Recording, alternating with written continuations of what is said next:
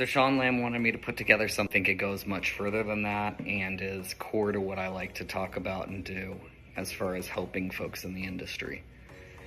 First question he wanted me to answer is, why is mentoring important to you? So I've mentored people all over the industry, in and out, new, seasoned, doesn't really matter. It's so important to me because that's how we learn and grow. So through mentorship, I've learned as a mentor and as a mentee. I've learned how to communicate, I've learned different perspectives, and I've learned different skills and techniques to navigate the industry. It also helps to build those personal relationships that also foster professional relationships and move businesses forward. Next, the other question is what advice would you give your younger self starting out in the industry? Well, I didn't specifically land in this industry by mistake. I knew I wanted to be in energy, but where I wanted to be in energy has evolved over time. The advice that I would give myself, and I think I took many times as I was starting out, is take on the challenge.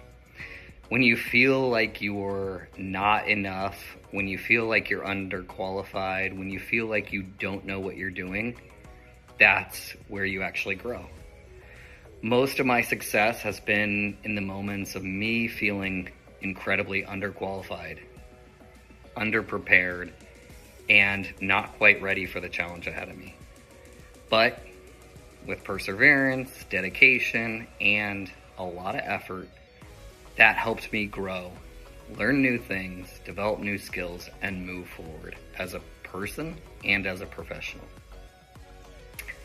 So who influenced me starting out in the industry? Well, I had a lot of folks in the military that I learned from, a lot of really great leaders, as well as a lot of really bad leaders.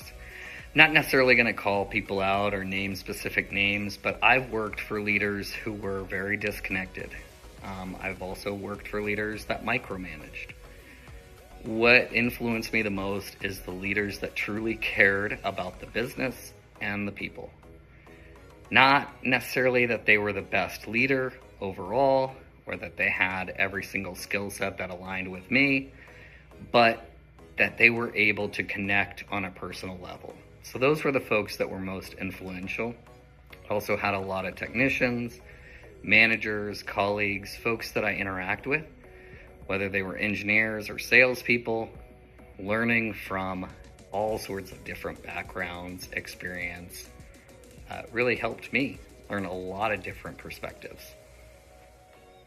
What do I see hindering new techs more often than not is being afraid to say you're unqualified, being afraid to ask the hard question, or being afraid to stop work when you feel it's unsafe.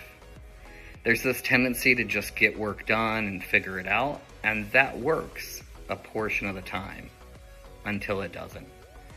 And so I think the technicians that have the courage to step up and say, hey, let's pause and get this right, or that take the extra time to put their own workmanship and their own stamp on it, I really think that's really where the techs excel.